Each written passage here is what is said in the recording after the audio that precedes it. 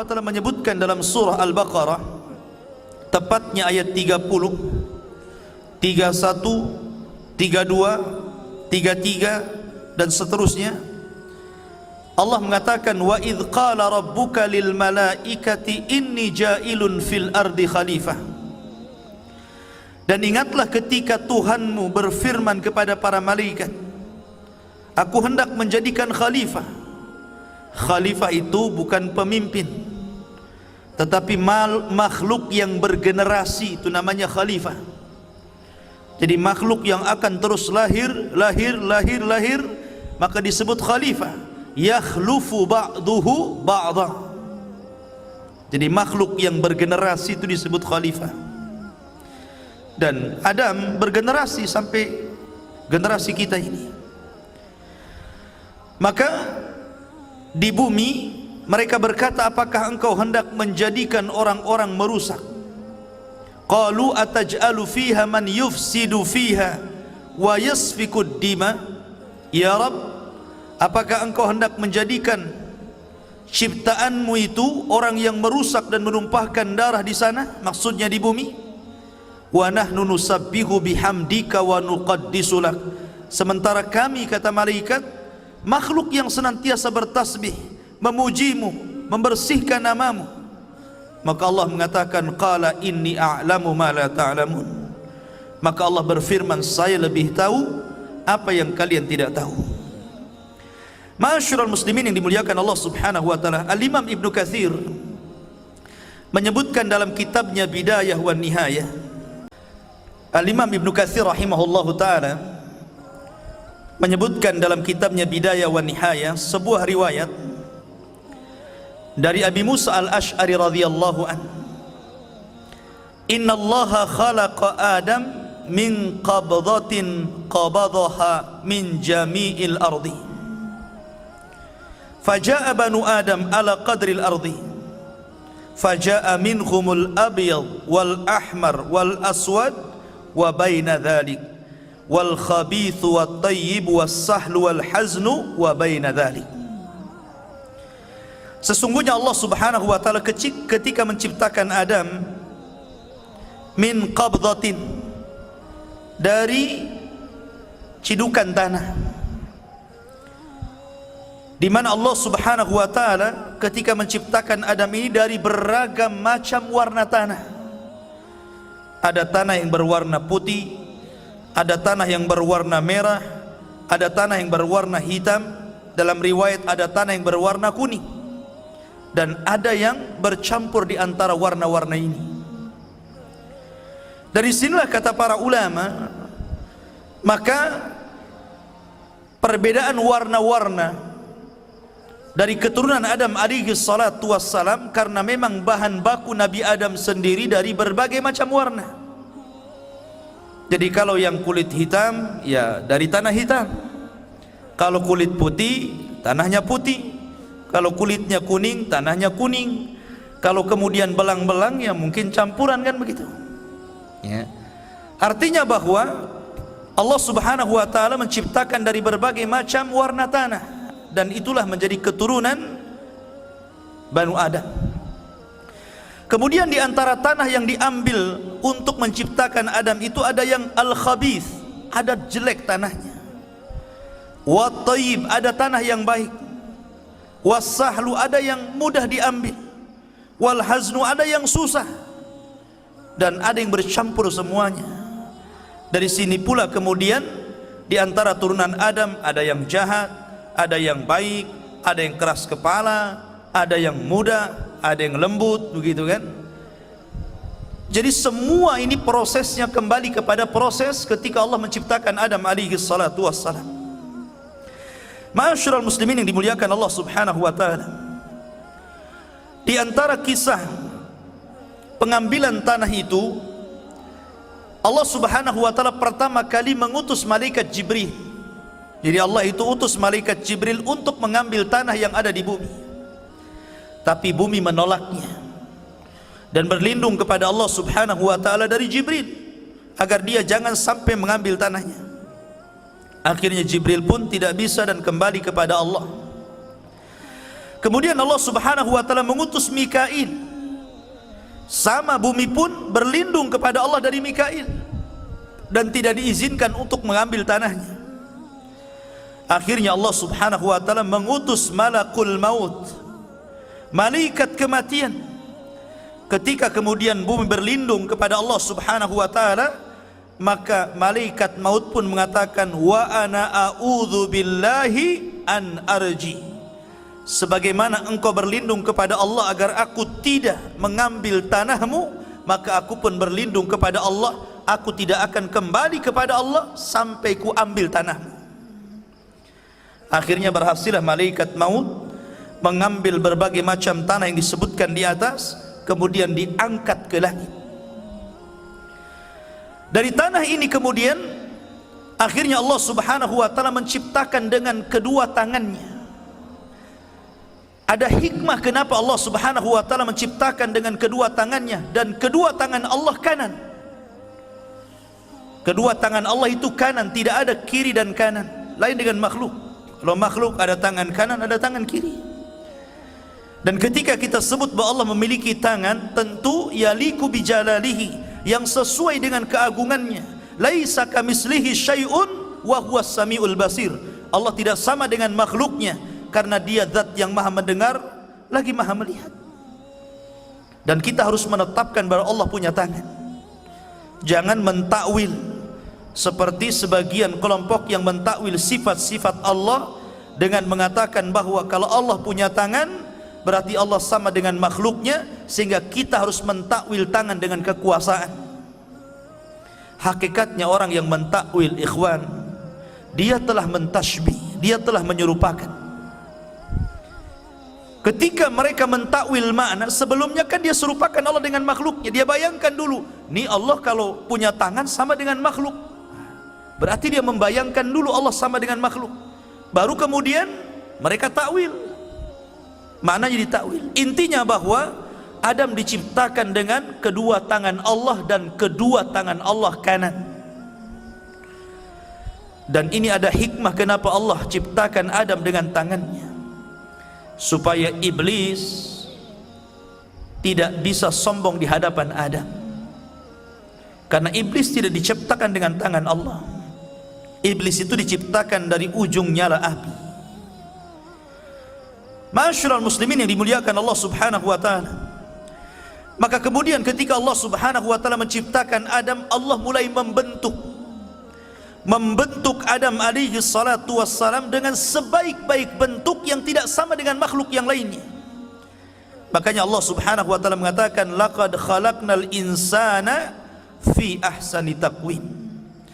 Sesungguhnya Allah menciptakan manusia itu sebaik-baik bentuk. Ada yang mengatakan sebaik-baik bentuk itu karena manusia itu memiliki dua tangan dan dua kaki, dan dengan kedua kakinya dia bisa berjalan dengan tegap. Tidak ada makhluk yang bisa berjalan dengan tegap kecuali manusia. Kalau kita melihat hewan, ada yang berjalan dengan perutnya seperti ular, dia berjalan dengan perutnya. Ada makhluk yang berjalan dengan keempat kakinya. Oke Ustadz, bagaimana dengan kera, dengan monyet?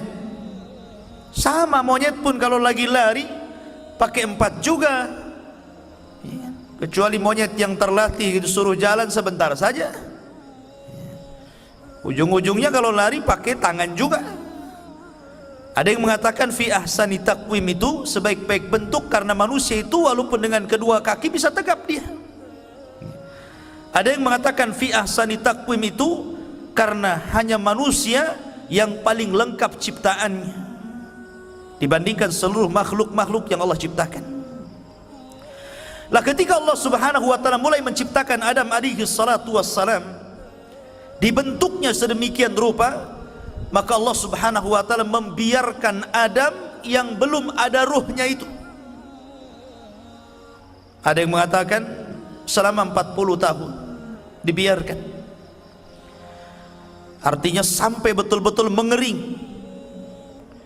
Lah dari sila kemudian ketika malaikat melihat Allah Subhanahu wa taala menciptakan makhluk yang gharib bagi mereka, aneh bagi mereka, disinilah malaikat datang menghadap Allah dan mengatakan, ataj'alu fiha man yufsidu fiha wa yasfikud dima wa nahnu nusabbihu bihamdika wa nuqaddisulah. Ya Rabb, apakah engkau akan mengulang 2 kali menciptakan makhluk yang akan merusak bumi, menumpahkan darah, sementara kami adalah makhluk yang terus bertasbih memuji kamu? Kenapa malaikat ngomong seperti ini? Karena malaikat punya pengalaman dengan bangsa jin. Sebelum Adam diciptakan, Allah menciptakan jin, dan jin itulah yang merusak bumi, yang menumpahkan darah sesama mereka, sehingga malaikat kemudian mentertibkan mereka. Karena malaikat punya pengalaman dengan jin, makanya dia kemudian datang menghadap Allah dan bertanya, ya Rabb, apakah engkau akan menciptakan makhluk lagi yang akan merusak dan menumpahkan darah? Tapi malaikat tidak tahu yang gaib. Makanya Allah Subhanahu wa taala mengatakan, inni a'lamu ma la ta'lamun. Lah saya ini yang menciptakan lebih tahu dibandingkan engkau. Barulah kemudian malaikat paham, dari turunan Adam ini ada yang menjadi para nabi dan rasul. Terkadang tingkatan mereka di atas para malaikat. Keluarlah para syuhada, keluarlah orang-orang saleh, keluarlah para siddiqun. Itulah kata-kata saya lebih paham dari apa yang kalian tidak tahu. Ma'asyiral muslimin yang dimuliakan Allah Subhanahu wa taala. Sementara iblis beda pula dia. Ketika Allah Subhanahu wa taala menciptakan Adam, baru berbentuk patung yang mengeras tadi, belum lagi ada ruh. Iblis ini bolak-balik. Kemudian memegang-megang Adam, kadang masuk dari lubang telinga, keluar dari lubang hidung, masuk dari lubang hidung, keluar daripada lubang dubur. Begitulah dia masuk keluar. Kemudian dia mengatakan di hadapan malaikat, la in sullitu la uhlikanna. Kalau seandainya makhluk ini diserahkan kepadaku, ku hancurkan dia. Dari sini hasadnya mulai nampak. Makanya hasad itu penyakit pertama yang ada di langit dan penyakit pertama yang ada di bumi. Ma'asyiral muslimin yang dimuliakan Allah Subhanahu wa taala, sampailah kepada waktu yang ditentukan, waktu yang menegangkan, ketika Allah hendak meniupkan ruh kepada Adam. Maka Allah Subhanahu wa taala memerintahkan kepada para malaikatnya agar berkumpul. Bagaimana Allah Subhanahu wa taala akan membuat peristiwa baru tentang munculnya makhluk baru yang namanya Adam alaihi salatu wassalam. Maka seluruh malaikat berkumpul. Tidak ada yang luput dari Allah Subhanahu wa taala. Mulailah kemudian Allah Subhanahu wa taala meniupkan ruh kepada Adam alaihi salatu wassalam. Baru saja ruh itu kemudian sampai di tenggorokan, maka Adam alaihi salatu wassalam tiba-tiba bersin. Haji, seperti itu bersinnya, kayak antum bersin. Maka malaikat mengatakan, qul alhamdulillah. Katakan ya Adam, alhamdulillah. Itu ruh baru sampai di tenggorokan tuh, dia bersin. Makanya kemudian ketika Adam alaihi salatu wassalam mengajarkan kepada kita bahwa bersin itu bagian daripada nikmat, dan kita disuruh mengucapkan alhamdulillah, karena ini syariat Adam alaihi salatu wassalam. Ketika dia bersin, dia mengucapkan alhamdulillah. Maka kemudian Adam pun diperintahkan mengucap alhamdulillah. Maka ketika Allah mendengar Adam memuji Allah, maka Allah pun berfirman, yarhamuka rabbuk, Rabbmu telah merahmatimu. Makanya kalau seandainya ada orang bersin alhamdulillah, kita jawab yarhamukallah. Ma'asyiral muslimin yang dirahmati Allah Subhanahu wa taala. Kemudian ketika ruh terus masuk ke dalam jasad Adam alaihi salatu wassalam, dan mata pun sudah mulai melihat, rupanya Adam alaihi salatu wassalam berada di sorga. Dilihatnya ada buah-buahan dan dia pun lapar. Padahal ruhnya belum sampai di kaki. Ruhnya itu belum sampai di kaki, tapi tangannya sudah mulai mengambil-ngambil makanan-makanan yang ada di sorga. Macam mana bisa bergerak? Ruhnya belum sampai di kaki. Makanya Allah subhanahu wa ta'ala berfirman dalam surah Al-Anbiya, khuliqal insanu min ajalin. Diciptakan manusia itu suka tergesa-gesa. Karena Nabi Adam alaihi salatu wassalam belum sempurna, ruhnya sudah tergesa-gesa ingin makan tuh. Makanya kalau soal makanan tergesa-gesa biasanya.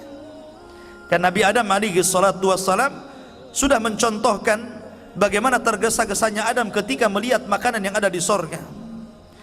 Maka ketika Adam subhanallah ruhnya sempurna, dari setelah kemudian Adam langsung memakan buah sorga. Dan seluruh buah sorga dihalalkan untuk dimakan kecuali satu, nanti kisahnya.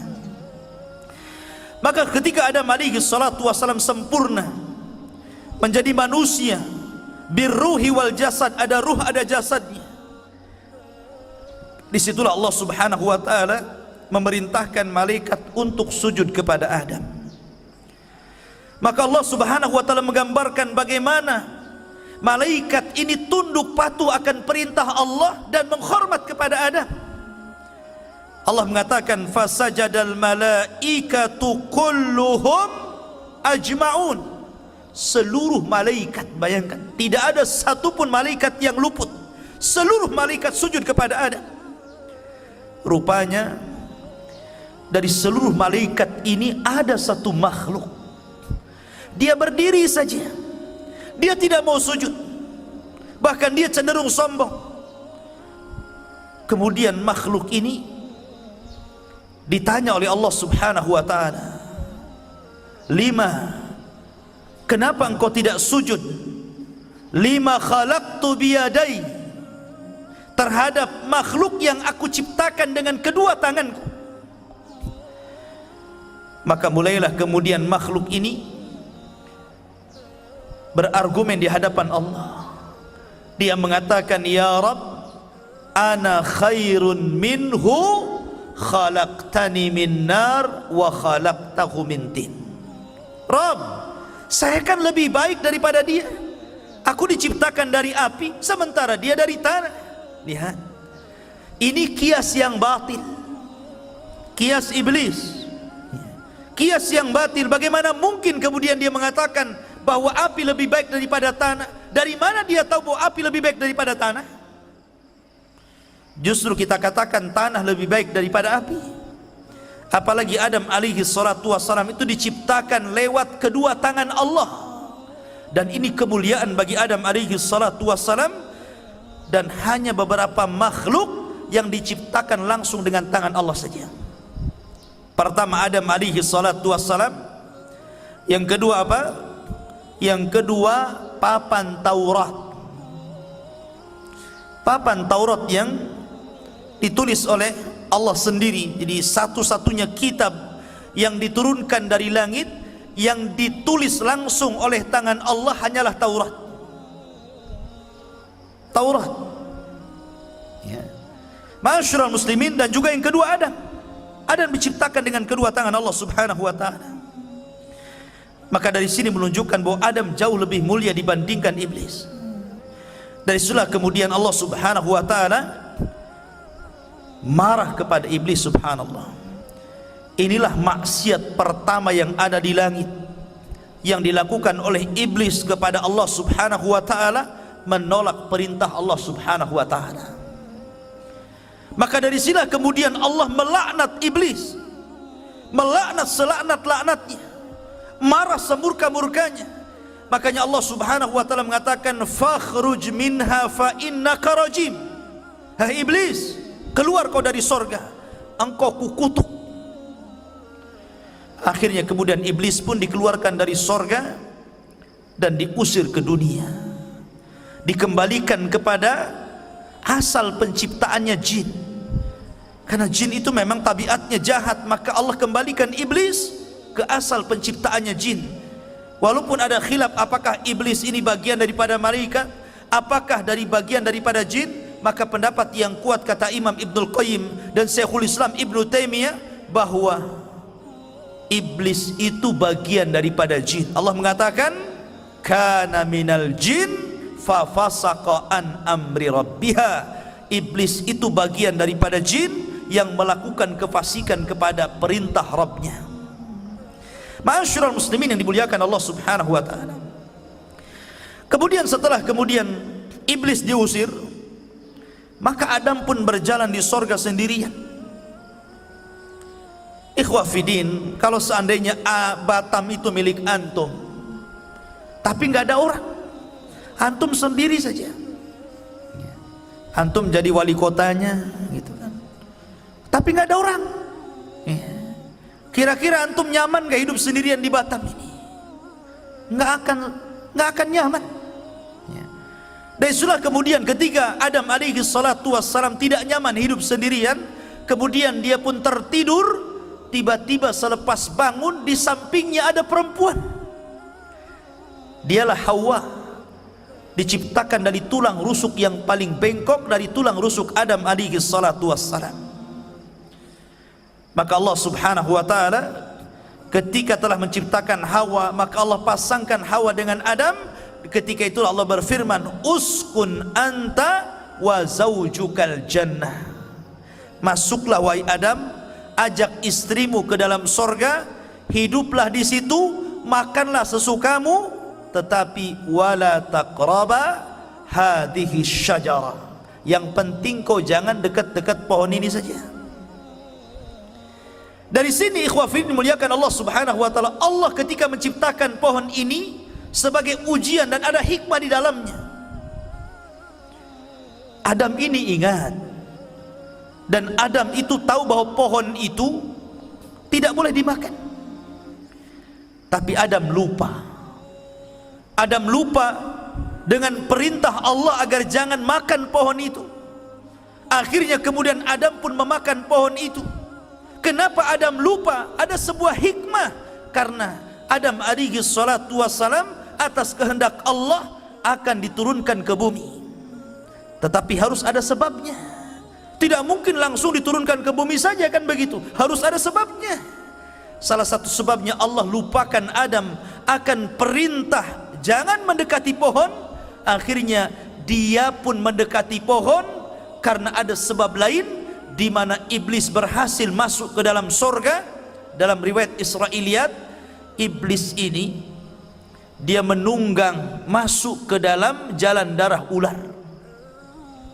Jadi ada kisah Israiliyat, ada ular yang selalu masuk keluar sorga. Iblis kan sudah diusir dari sorga, dia tidak bisa mungkin masuk ke dalam sorga. Tetapi iblis ini berhasil masuk sorga lewat masuk ke dalam tubuh ular itu. Apakah Allah tidak tahu? Allah tahu, nggak mungkin Allah nggak tahu. Tapi kenapa Allah biarkan iblis masuk ke dalam sorga? Sekali lagi karena ada hikmah di sini. Ada hikmah yang Allah Subhanahu wa taala kehendaki. Maka iblis pun berhasil masuk ke dalam sorga.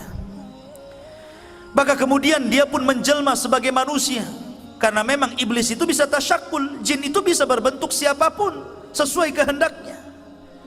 Dia bisa berbentuk manusia, sama dengan malaikat bisa tasyakul. Maka kemudian dia datang kepada Adam seolah-olah penasehat, seolah-olah orang baik, dan mengatakan, wahai Adam, kenapa Allah Subhanahu wa taala melarang tidak boleh mendekati pohon ini kecuali karena ada dua perkara. Antakuna malakaini au takuna minal khalidin. Boleh jadi kalau engkau memakan buah larangan ini, kalian berdua akan Allah jadikan malaikat, atau Allah akan kekalkan di sorga. Allah tidak mau engkau kekal di sini. Akhirnya mulai goyang Adam. Ketika iblis tidak sanggup mempengaruhi Adam alaihi salatu wassalam, akhirnya dia pengaruhi lewat istrinya. Dari sinilah maka keturunan Hawa, para wanita itu lebih mudah dipengaruhi dibandingkan keturunan Adam laki-laki. Ya, jadi kalau antum tidak bisa mempengaruhi suaminya, pengaruhi istrinya.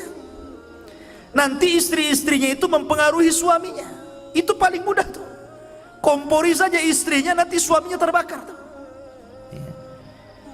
Kalau Adam alaihi salatu wassalam seorang nabi pilihan, bisa terpengaruh dengan istrinya, akhirnya memakan buah larangan, maka tentu siapa kita? Kita ini hanya turunannya saja.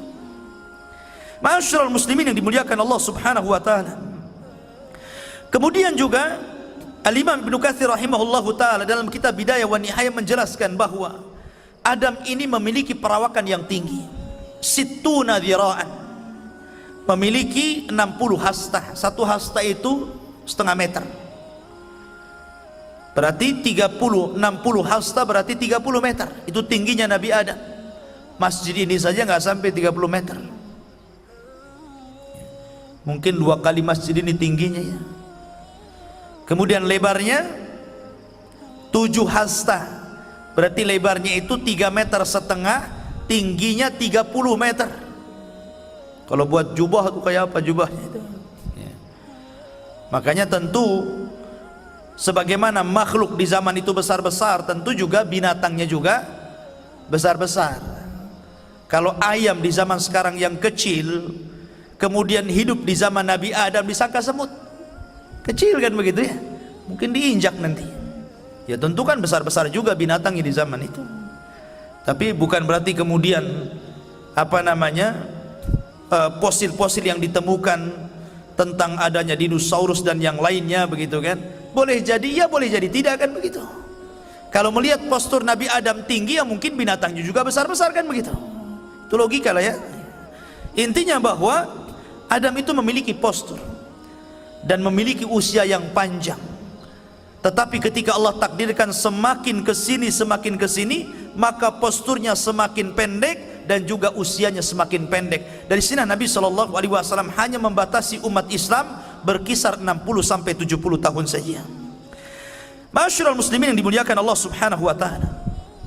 Ketika Allah Subhanahu wa taala kemudian takdirkan bahwa Adam alaihi salatu wassalam memakan buah larangan, akhirnya kemudian Adam pun diusir oleh Allah dari sorga.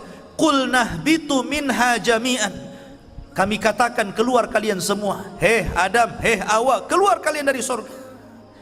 Maka di sini 3 makhluk diusir, iblis, Adam, dan juga Hawa.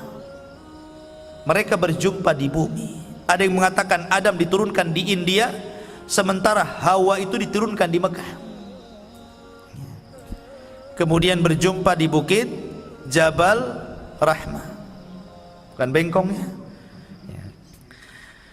Ada yang mengatakan, tapi ini riwayat ini perlu dilihat. Ini kan kisah-kisah yang masyhur saja. Karena tidak ada riwayat, cuman riwayat Israiliyat.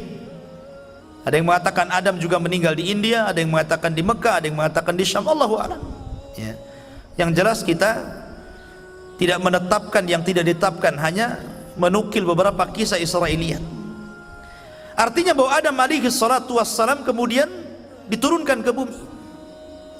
Dari sinilah ada dialog yang menarik antara Nabi Adam alaihi salatu wassalam dan Nabi Musa. Kapan berjumpa keduanya? Allahu a'lam. Nabi yang menceritakan, dan hadis itu sahih, di mana Nabi Musa alaihi salatu wassalam mendebat Adam dan mengatakan, gara-gara engkau wahai Adam, harusnya kami sudah di sorga, tapi gara-gara engkau memakan buah larangan, akhirnya kami ke dunia. Coba kau tidak memakan buah larangan, kan sudah enak kami di sorga. Kata Nabi Musa, karena Musa itu kalimullah. Adam alaihi salatu wassalam mengatakan, ya Musa, tunggu dulu, engkau kan kalimullah, Nabi yang diajak bicara Allah, dan Allah bekali engkau dengan Taurat. Kira-kira dalam Tauratmu itu ada enggak lafaz yang mengatakan bahwa Adam bermaksiat, memakan buah larangan, kemudian Allah usir dari sorga ke bumi? Ada enggak di Tauratmu? Kata Nabi Musa, ada. Kalau begitu salahkan Tauratmu, karena Tauratmu lebih dulu dicatat dibandingkan Allah menciptakan diriku bi khamsina alfasana, jaraknya 50.000 tahun. Taurat dulu, setelah 50.000 tahun baru Adam diciptakan. Maka Adam mengatakan, salahkan Tauratmu, kenapa ada lafaz yang seperti itu, jadinya aku dikeluarkan. Akhirnya saling membela di sini. Makanya para ulama mengatakan jangan berdalil dengan takdir. Kalau berdalil dengan takdir seperti ini, dan kita tidak tahu takdir kita apa. Karena banyak orang yang bertakdir seperti ini akhirnya. Kapan lu tobat? Nunggu takdir, Ustaz. Ya kalau nunggu takdir, kapan mau tobat, kan begitu. Taufik itu dikejar, bukan takdir. Masyarul muslimin yang dimuliakan Allah subhanahu wa ta'ala. Maka akhirnya kemudian Adam alaihi salatu wassalam ketika sampai di bumi, Adam menangis. Menangis sejadi-jadinya. Ketika itu Jibril datang dan berusaha menghibur Adam, tapi Adam tetap menangis. Menangis karena, bukan karena sedih dia diturunkan dari bumi, tidak, tapi karena menyesal karena maksiat yang dilakukan kepada Allah subhanahu wa ta'ala. Sehingga dia berdoa kepada Allah, Rabbana zalamna anfusana wa illam taghfir lana wa tarhamna lanakunanna minal khasirin. Ini doanya Nabi Adam. Tapi lihat iblis, ketika diusir dari sorga, bukannya minta maaf, bukannya minta ampun kepada Allah, malah minta yang lain pula. Dia mengatakan, fa'angdirni ila yaumi yub'atsun, ya Rabb, tangguhkan aku sampai hari kau bangkitkan. Dia minta dibangkitkan bukan pada sangkakala pertama, tapi pada sangkakala kedua lagi, agar jangan diwafatkan. Dan lancangnya iblis mengatakan, fabima aghwaitani, karena engkau yang telah menyesatkan aku. Kurang ajar nggak bahasanya ini? Seolah-olah Allah yang menyesatkan iblis. Dia yang sesat, dia mengatakan kepada Allah, fabima aghwaitani, karena engkau sudah menyesatkan aku. Siapa yang menyesatkan? Allah tidak menyesatkan iblis, dia sendiri yang sesat. Ya. Tapi dia mengatakan, lancangnya di hadapan Allah dan mengatakan, engkau yang menyesatkan aku, katanya. Maka tangguhkan usiaku sampai kiamat dibangkitkan. Oh, kalau gitu Allah terima. Akhirnya Allah tangguhkan iblis. Makanya iblis itu satu-satunya jin yang tidak akan pernah mati. Keturunannya bagaimana? Ya keturunannya sama dengan manusia, bisa mati. Bisa mati. Makanya kalau orang meruqyah itu terkadang bisa membunuh dengan bacaan Al-Quran. Jadi tidak semua jin, cuman mereka diberikan usia yang panjang, beda dengan manusia. Lah dari sini ikhwafidin muliakan Allah subhanahu wa ta'ala, ketika Adam sudah di bumi, Hawa sudah di bumi, dan Allah pertemukan keduanya, akhirnya kemudian diilhamkan untuk menutup aurat keduanya, maka disinilah permulaan permusuhan antara iblis dan Adam serta anak keturunannya. Bagaimana Adam hidup bersama Hawa, kemudian bagaimana keduanya diberikan keturunan yang kita kenal dengan kisah Qabil dan Habil, maka kita akan kisahkan di lain kesempatan. Inilah secara singkat kisah Nabi Allah Adam alaihi salatu wassalam. Subhanakallah bihamdika asyhadu an la ilaha illa anta astaghfiruka wa atubu ilaik. Allah ta'ala alam. Assalamualaikum warahmatullahi wabarakatuh.